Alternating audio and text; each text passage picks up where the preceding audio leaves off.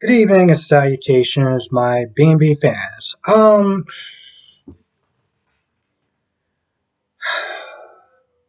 This episode was very mixed for me because one of the things I've been complaining about a lot, is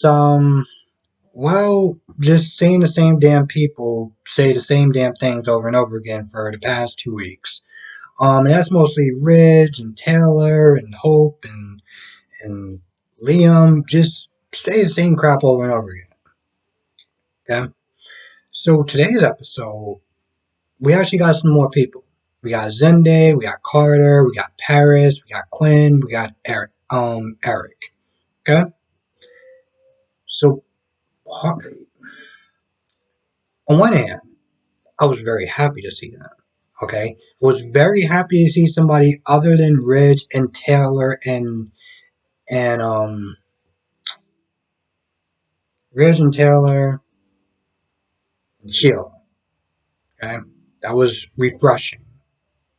Okay, at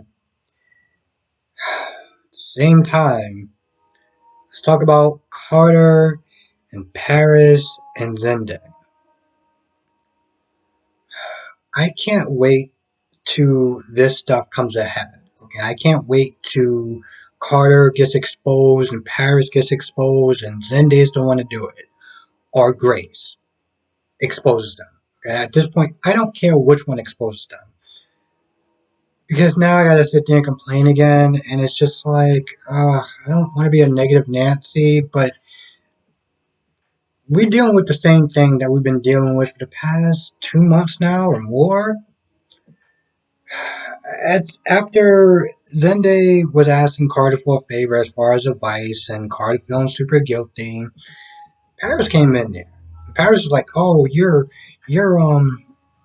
avoiding me." Yes, yes, he is avoiding you. That means you should probably kind of. What was the name of that book and that movie that came out? How does it go?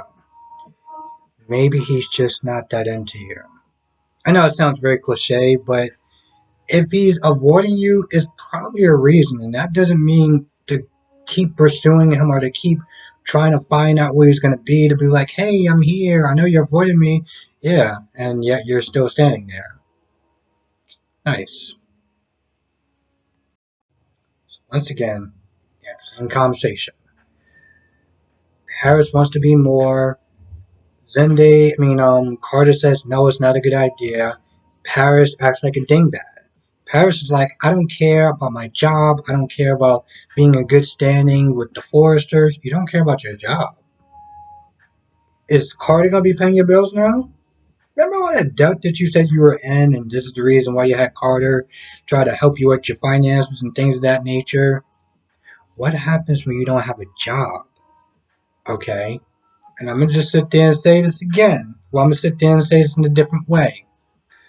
No man on this planet, no man on this planet is worth your job.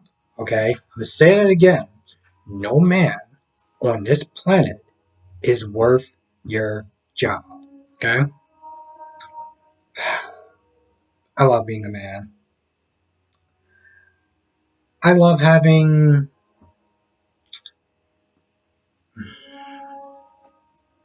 Um, how do I even sit there and say this without being gross? Well, we all know what I'm going to sit there and say I love having. And I'm not going to say it, but I love having it. No woman on this planet should ever sacrifice their career, their self respect, or anything for that. Okay?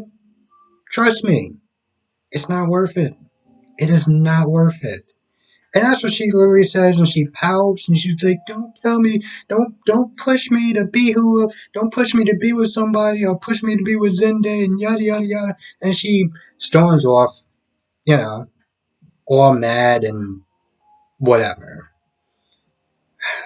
Not that long ago, Quinn comes in there, and Quinn's like, "You in Paris? Now this better be a concerned sort of this better be a concerned sort of lecture, and not a I can't believe you with Paris. Because let's be honest, Quinn, you really want to stand there and start lecturing him about morality and things of that nature? You really want to go there? Because I don't think you want to go there. We're going to assume that this is I'm trying to help you out as a friend. Now let's talk about Steffi. I mean, let's talk about Sheila, Rich, and Taylor. Oh, by the way, the officer came in and the officer had no news. Can't remember what his name is, and seeing how he's not seem like he's really doing anything. As well, he seems like he's not really giving any information. I'm not gonna sit there and bother to try to learn his name. But he was there and he gave us nothing, so that's cool. Um, he did sit there and say you want to interview Steffi, but Taylor was like it wasn't a good idea, and they tried, and she's not really up for it. She can't seem like she can remember anything. But with Ridge, okay. So before that or after, I don't really. So after Sheila defends Taylor, because I mean, after Taylor defends Sheila, because Ridge is like, listen, I get it, you're in your own pain, and I'm glad that you really helped her out, but you need to kind of just, kick rocks. Sheila's like, what, it's fine, y'all do y'all thing, and I'm just gonna, whatever. Now, Ridge is like, I can't believe that she got you in that predicament in the first place. Like, she risked your life because she wanted to, delete herself. Um, and, Dallas Mitchell trying to defend her. She's like, he just lost a son, she just lost a son and this, that, and the third. And she, I really wouldn't be alive if it wasn't for her. And Ridge is just like, yeah, that's cool and everything. And I'm grateful, but Sheila's still the same person and she's never changed. She's never going to change. And he's more baffled at the fact that Taylor is, batting for her so hard. Um, so there's a little bit of friction, a little bit of tension there. Now Deacon does come by, and Deacon does come by, and Deacon does sit there and check on Sheila. Now, if you're watching on Paramount or you're watching the description before you watch the episode, it says that Sheila lashes out at Deacon, but she really doesn't. She just feels like crap, and she should feel like crap. And she also was like, I shouldn't even came to LA. Now I did like the fact that Deacon did sit there and came to visit her and want to see how she's doing and is concerned for her. Because let's be honest, in the beginning, well, Sheila was like this annoying gnat or this annoying dog that you just was like, listen, I'm a dog person, but I'm good. Can you just kind of do your own thing? I got my own thing going on. I don't need you to mess it up. But he did take the time out to go and see her, did go and check on her and see how she's doing, which I thought was really cool. What she does is, well, thinks about Steffi confronting her in a dark alley like an idiot, and that she shot her own son, and that, well, she deserves everything that she's getting. I don't feel bad for Sheila at all, and I know some people are like, I'm Team Sheila, and it's like, you team she's shooting her own son? You for that team?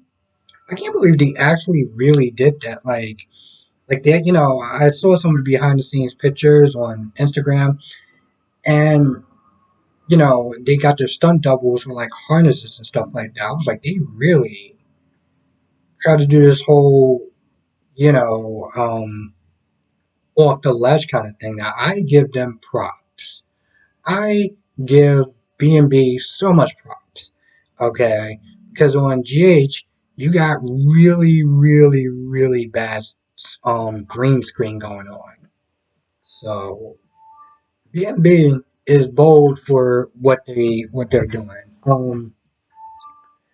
Zende does come to Eric and it's like, listen, I want to marry Paris, and I think it's the right time given everything that's going on and family and life not being too short. And Quinn is like, you sure that's a good idea? Because last time she wasn't really for that life, and she wanted to keep things casual. So is there something that changed that I don't know about? Now she walks in and she finds out that Carter is being a bad boy again, and doing what he's doing. So this is gonna be interesting. The sad thing is that I know for whatever reason Donna had to leave.